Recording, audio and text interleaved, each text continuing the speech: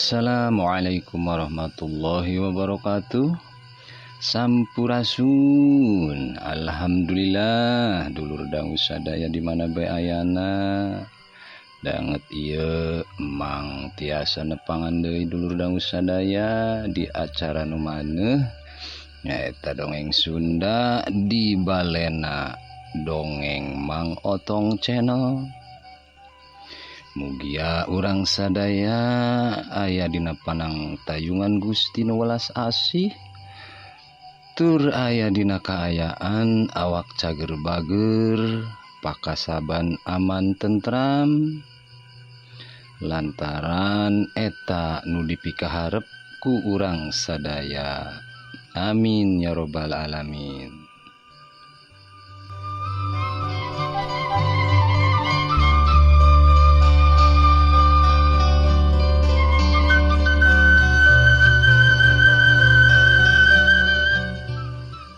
Tekirang-kirang emang ngucapkeun ribuan hatur nuhun ka dulur dangu sadaya anu tos satia manco satia ngadangukeun dongeng-dongeng ti Mang anu seueur keneh kakirangan boh ti kecap bahasa Sundana anu balepotan atanapi ti pamedaran dongengna.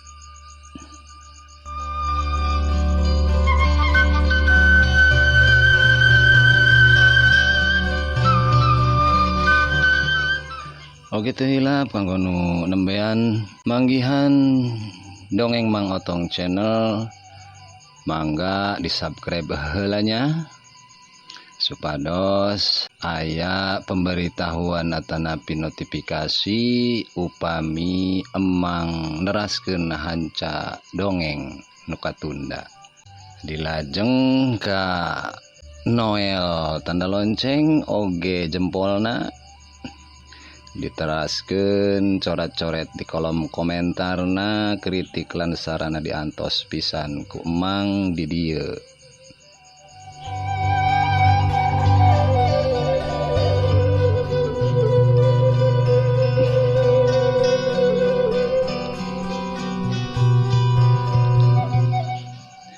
Oh nya ya hapunten kadulur dangu sadaya emang sanes telat-telat deui nya ngupload dongeng nu lanjutan kamari kulantaran keayaan emang di lembur rada paciweuh sibuk tepararuguh kitunya. Mugia dulur dangu sadaya tiasa ngamaklum tina keayaan emang di lembur. Hatur nuhun.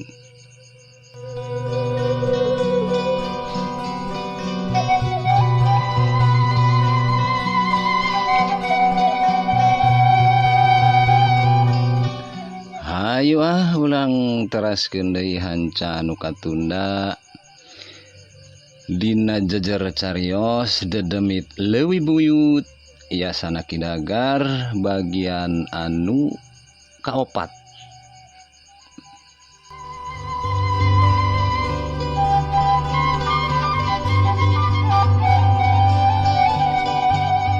Ulah hilap cur cikopina kaparayun. Hai tot.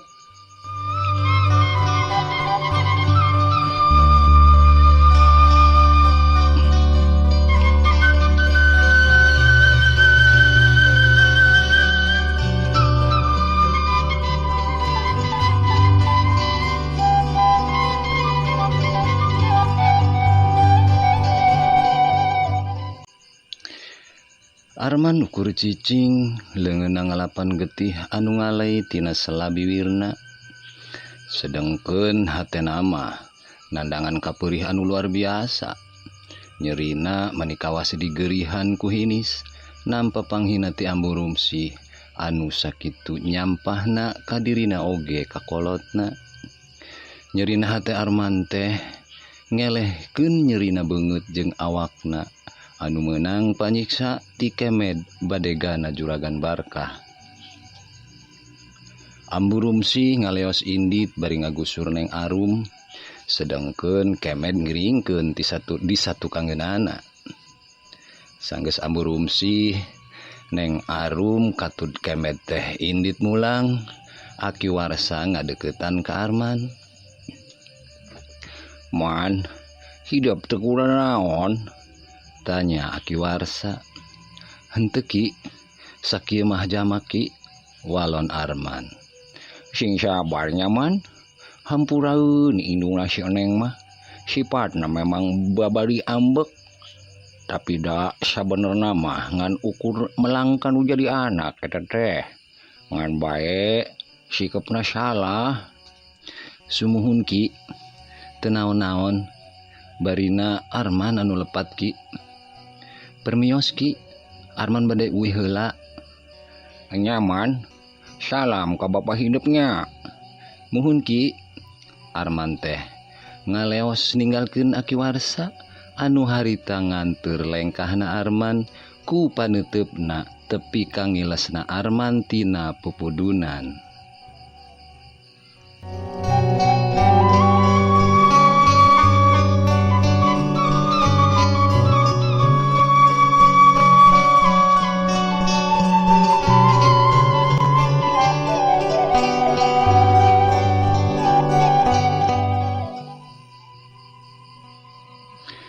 Datang ka imah, Arman teh langsung bae ngalacat ka tepas, tuluy kebat nuju ka kamarna.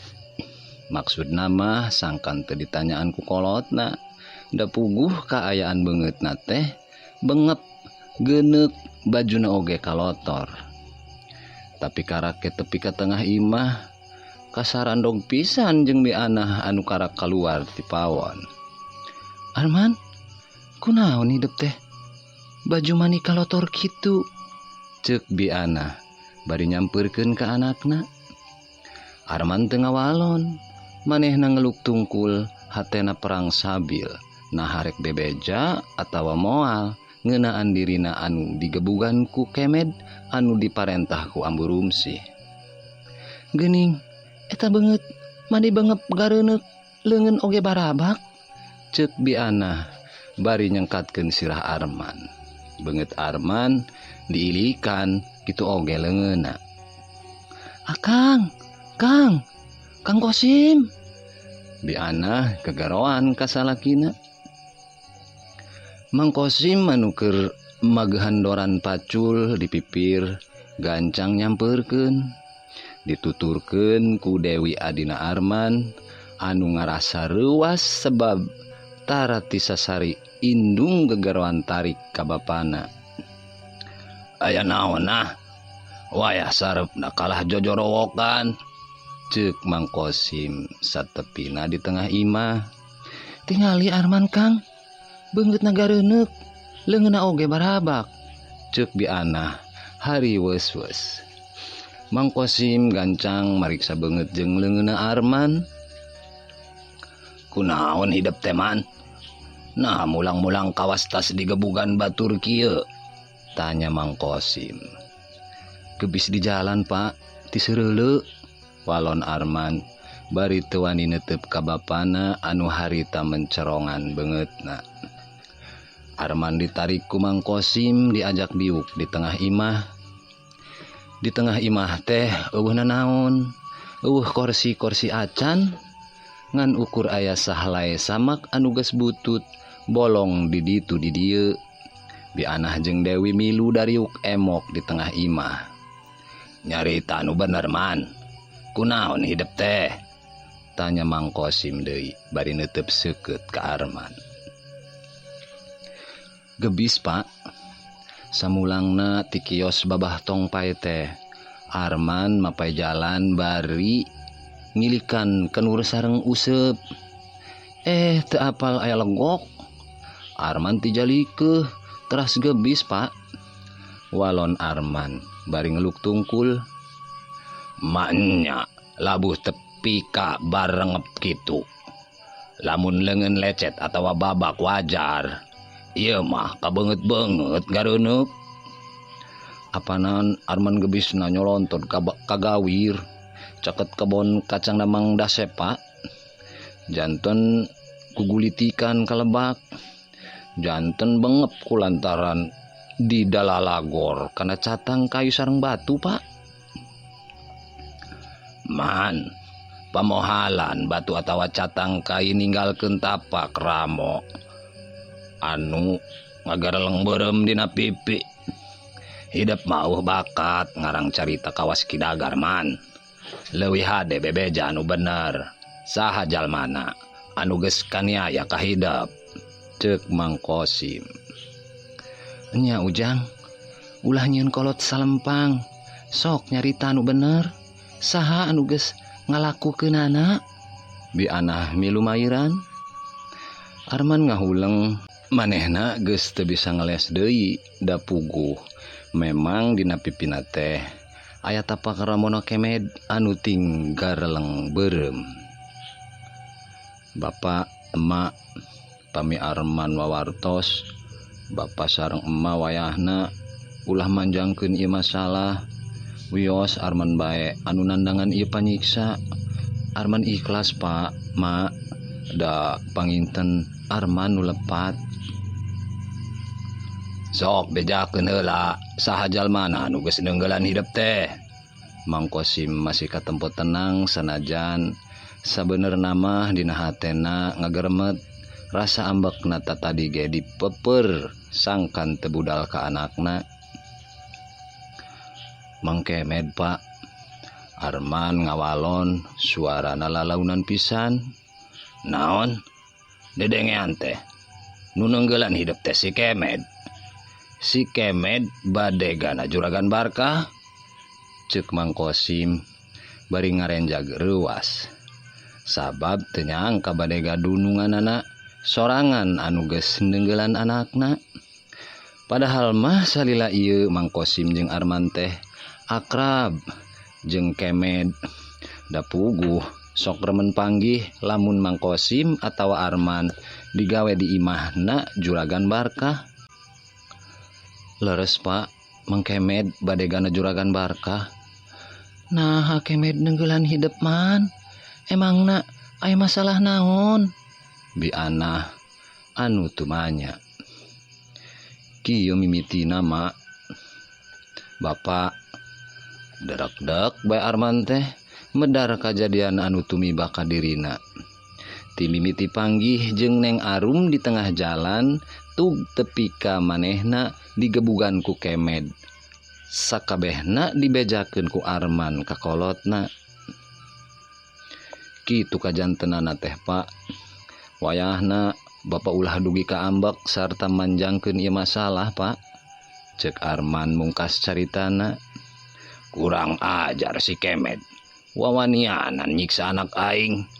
Mang Kosim cengkat tuluy ngarawel bedog anu ngagantung dina bilik. Hatena panas sarta ambek kacida ngadenge dongengna Arman. Salian dihina teh anakna oge disiksa. Atuh kolot saha anu teu ngarasa ambek lamun nu jadi anakna dikakaya ku batur. Pak, sabar. Pak, wios, ulah dibales. Arman gancang halangan bapana anu rek indit kaluar ti imah. Nya Kang, ulah make amarah, angguran mah istighfar. Nyebut Kang, ulah ngagugu nafsu ya. Ceuk Bi Ana bari nyekelan leungeun salakina. Teu ngeunah hate. Akangna kabina-bina boga dunungan teh tepi kan nitah bade gana nyiksa anak akang. Nanaon ge atuh bisa dibadamikeun, cukup ku omongan, ulah tepi ka main leungeun. Enya, lamun ayeuna akang saruana kawas kitu, atuh meureun eueuh tungtungna Kang. Naon bedana akang jeung Kemed lamun akang ngagugu nafsu mah? Bi Ana coba nyadarkeun salakina. Tapi akang kudu nyarita kadunungan, sabab cenah bieu ceuk Arman akang jeung Arman teh dipecat. Teu meunang gawe deui di kabona juragan Barkah. Teu nanaon ari rek ngalempengkeun masalah kasalahpahaman mah. Tapi engke bae isukan di kebon nyarita kadununganana. Ulah ayeuna mah geus rek peuting apanan. Cek Biana tetep ngahalangan salakina pikeun indit. Sabab kalah kumaha oge salakina teh keur kaberung ku nafsu. Biana hafal moal hade balukarna ngarengsekeun masalah lamun hate keur panas. Tungtungna engke teh kalah manjangkeun papaseaan. Ari isuk deui mah sugan bae hate salakina geus tiis sarta bisa mikir anu hade pikeun ngarengsekeun masalah jeung dununganana. Mang Kosim ditungtun ku Biana pikeun diuk deui. Dewi, naeur cai keur lanceuk hideep. Tuluy rendos beas jeung cikur keur balurna si Aa. Ceuk Biana nitah ka Dewi. Enya mak. Dewi cengkat tuluy ngaleos ka pawon pikeun ngalaksanakeun panitah indungna. Ceuk bapa ge naon? Jauhan yang arum teh man. Kalah kumaha oge kolotna moalnya tujuan kana hubungan hidup jeung anakna. Urang ieu jalma miskin. Kaayaan urang jauh tanah ka langit jeung kahirupan juragan barkah.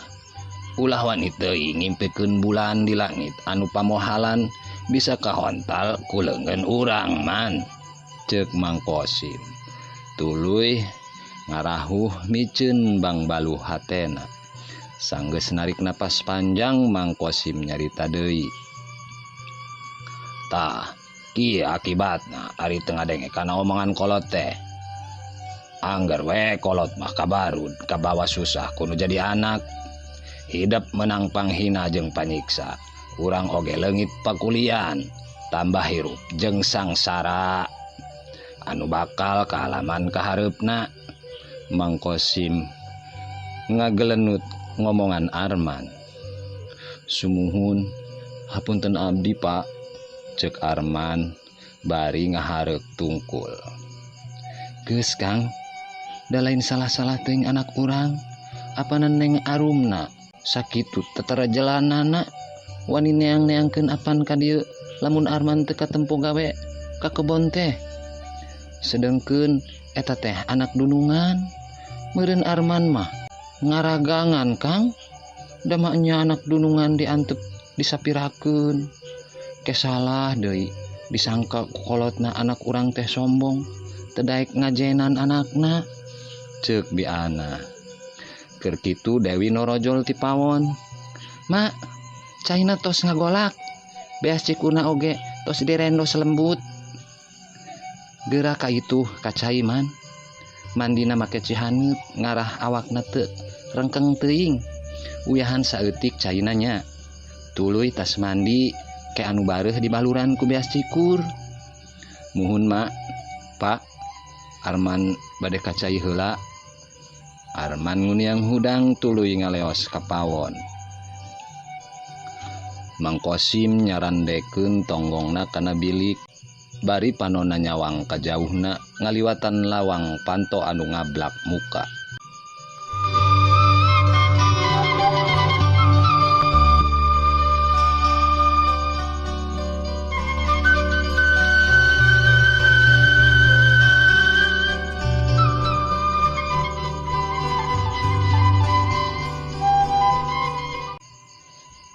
Di luar manci harieum beungeut geus tumiba. Kaayaan geus mimiti poek. Tandaning peuting datang ngagantikeun beurang. Isukna dina wanci meletek panon poe.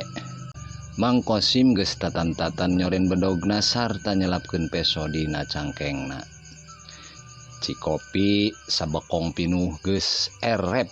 Kitu deui seupan cau dina piring ukurnya sadua siki deui. Bianah norojol katepas nyampeurkeun salakina. Akang reka kebon juragan Barkah. Nya nah. Ulah mawa bedog jeung peso Kang. Naha? Akang jeung Arman teh pan geus dipecat. Ka itu ge pasti moal digawe. Paling gengan saukur cacarita kajadian kamari. Dieukeun bedog jeung pesona Kang. Bisi bae dititah gawe nah. Anu nyarita kamari ka Arman apanan ambu rumsih lainna juragan Barkah. mun dititah gawe nyakari mulang heula ka dieu atawa pre heula we gawena isukan karak gawe deui dieukeun bedog jeung pesona Kang bi anah keukeuh menta bedog jeung peso salakina. Mang Kosim eleh deet bedog anu geus ditalikeun kana cangkeng di udaran tuluy diasongkeun ka bi anah pun kitu deui pesona. Sanggeus mikeun bedog jeung peso, Mang Kosim teh langsung turun ti imah kenceling indit nuju ka kebon sosina Juragan Barkah. Tepi ka kebonna Juragan Barkah kasampak masih sepi. Juragan Barkah acan datang ka kebon. Di kebon karak aya 2 urang pagawe kuli baturna Mang Kosim anu harita keur dariuk dihandap tangkal bari udud daun kawung. Juragan Barkah can datang Juh, tanya Mang Kosim ka baturna anu ngaranna Juha. Pangawakana pendek pacekrek tapi awakna keker. Umurna aya di sahandapeun Mang Kosim nya kacek 5 tahunan mah. Acan Mang, teuing ka mana heula Gan Barkah teh? Boyah kieu can datang kene. Walon Juha bari serebung niupkeun haseup ududna ka luhur. Kawas teu apal sifat dulungan bae Mang. Lamun geus panen sarta nampa duit memang sok ngaret datang ke kebon. Teuing da tiba heula ge kitu. Sieun dipenta bodus ku anak buah si gadama, ceuk lalaki tengah tuwuh. Pantaran Mang Kosim anu diuk digigireun Juha. Eta lalaki ngaranna Mang Ukri, awakna rada lintuh. Manehna nu jadi kokolot atawa katua rombongan kuli. Hehehe, duluan medit kawas kitu. Mana daek mere bonus ka urang-urang Mang Ukri. Nu aya ge duit urang dipotong ayu bae pikeun bayaran kasbon. Walon Juha bari nyerengeh seuri nembongkeun huntuna anu pohang tapak labuh sawaktu ngalabuah. Nurek garawe manen sosin teh geus daratang. Kabehna aya 14 urang ngurangan hiji sabab Arman teu digawe. Geus burang euy, hayuh urang mimitian digawe, ceuk Mang Ukri baringan nguniang nangtung. Moal ngadaguan duluan heula. Teu kudu, da kamari ngomongna. Lamun jam 8 manehna can ka kebon. Panen mah mimitian bae. Hayu urang mimitian manen sosin. Sim, rek digawe teu? Naha teu mawa alat euy? Tanya Mang Ukri ka Mang Kosim. Poho, tinggaleun. Walon Mang Kosim pondok. Make peso kuring we Sim. Kuring mawa 2. Ceuk Mang Ukri bari nyebut salah sahiji peso anu diselapkeun dina cangkengna. Tuluy diasongkeun ka Mang Kosim. Diasongan peso, Mang Kosim kalah ngahuleng hatena ngagarentes. Aing ka dieu teh lain rek gawe. Tapi Juragan Barkah nacan bae datang. Lamun aing ukur cicing lalajo nu gawe, aing era. Tapi lamun milu digawe, naha aing rek dibayar kitunya. Tapi maknya we teu dibayar. Da puguh loba saksi na aing milu gawe. Bari na leuwih hade aing gawe heula bari ngadaguan Juragan Barkah datang. Sim, rek digawe moal. Kalah ka ngahulang kawas kasibat ilaing mah, ucapan Mang Ukri. Ngagaruahkeun lamunan Mang Kosim. Nya, ayo digawe. Peso ditampanan ku Mang Kosim, saterusna mah Mang Kosim milu digawe manen sosin.